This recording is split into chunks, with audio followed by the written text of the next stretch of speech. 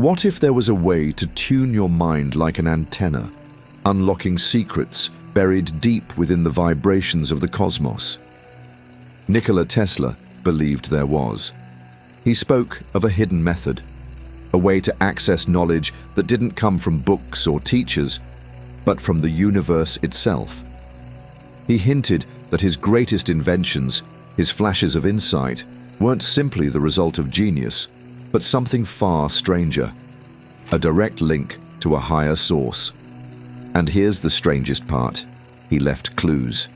Hidden within his words, his practices, his obsession with frequency, vibration, and energy lies a method, a technique for opening the mind's portal to higher knowledge.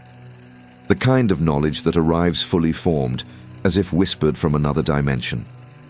Tesla knew something that most people would never understand. He once said, "My brain is only a receiver." In the universe, there is a core from which we obtain knowledge, strength, and inspiration. He wasn't speaking in metaphors. He meant it, literally. To him, the human mind was not the source of ideas, but a finely tuned instrument designed to pick up transmissions from a greater, unseen reality. Just as a radio does not create the music it plays, but merely captures invisible frequencies and makes them audible, Tesla believed that thoughts, visions, and flashes of genius were not generated within the brain. They were received.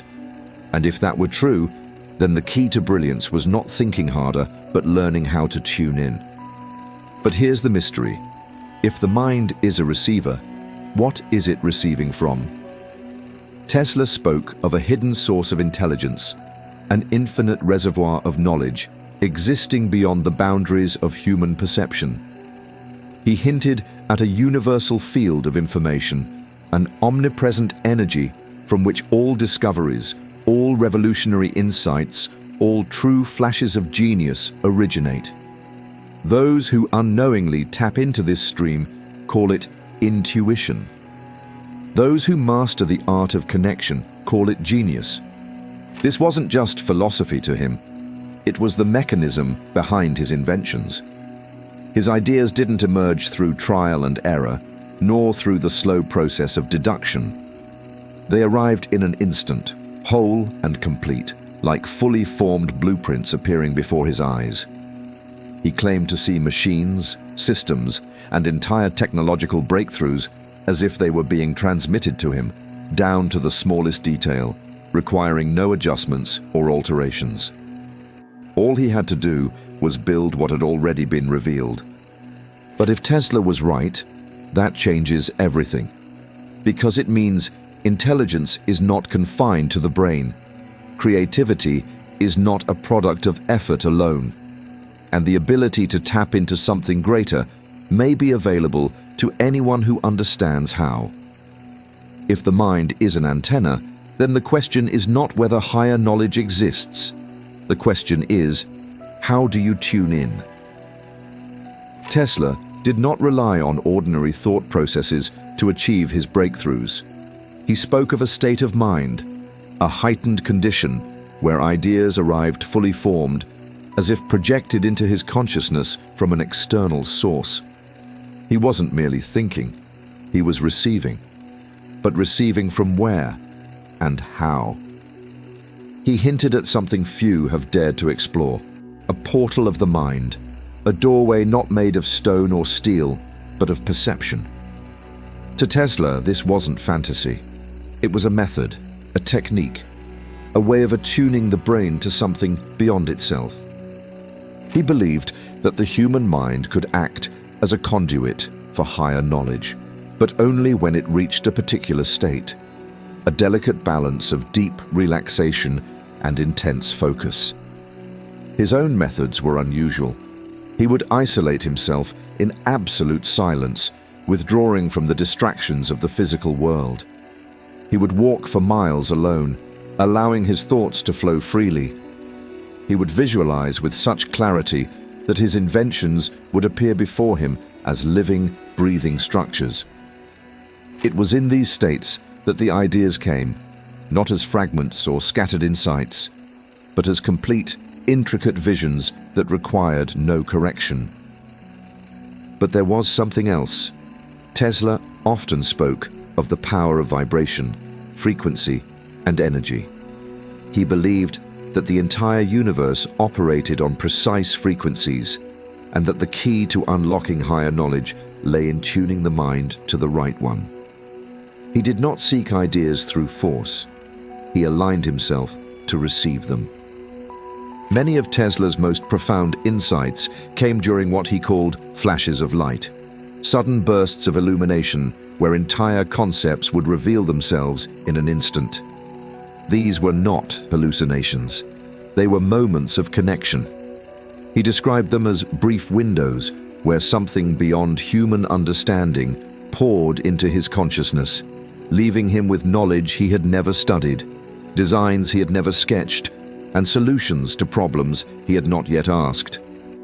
But here is the most unsettling part. Tesla did not believe he was unique. He insisted that this ability, the capacity to access knowledge from beyond, was not limited to a few chosen minds. He suggested that anyone could learn to open the portal. The question was whether they knew how. And that brings us to the real mystery. If Tesla was right, if there exists a method to unlock a hidden stream of knowledge, then what does it take? What are the steps? And more importantly, what happens when you finally tune in? His understanding of the mind as a receiver was not just a poetic idea. It had eerie parallels to both ancient esoteric teachings and modern science. He was walking a thin line between the mystical and the scientific, exploring territories where the two seemed to merge. He spoke often of vibration and frequency, but what did he truly mean? Modern neuroscience now confirms that different brainwave states correlate with different levels of awareness. Tesla's descriptions of his mental flashes align disturbingly well with the gamma frequency range, a state associated with heightened intuition, deep insight, and moments of extreme creativity. But he went even further. He suggested that just as a radio could be tuned to different frequencies, so too could the human brain, perhaps even to something beyond ordinary perception. Esoteric traditions across history describe something strikingly similar. The Hermetic principle of as above, so below suggests that the mind can align with higher realms of wisdom.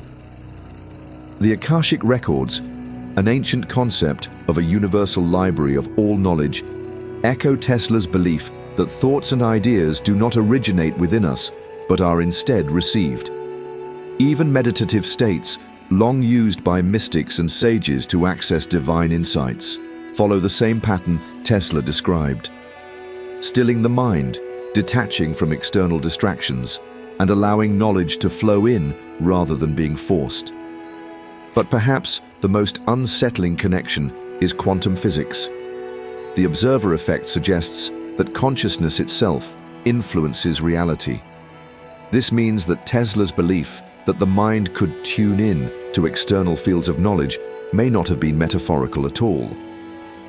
What if knowledge itself exists in a frequency beyond ordinary perception, one that only a properly attuned mind can access? And how do you align your mind with these hidden currents of wisdom? Tesla's own method reveals the answer. He believed that silence was the key. Not just external silence, but an inner stillness, a state where thoughts cease their chaotic movement, allowing something higher to enter. He would sit alone for hours, eyes half closed, withdrawing from the distractions of the world. His mind became an empty vessel, waiting to be filled.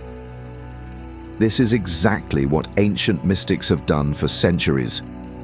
Whether through deep meditation, lucid visualization, or simply wandering alone in nature, they all followed the same principle.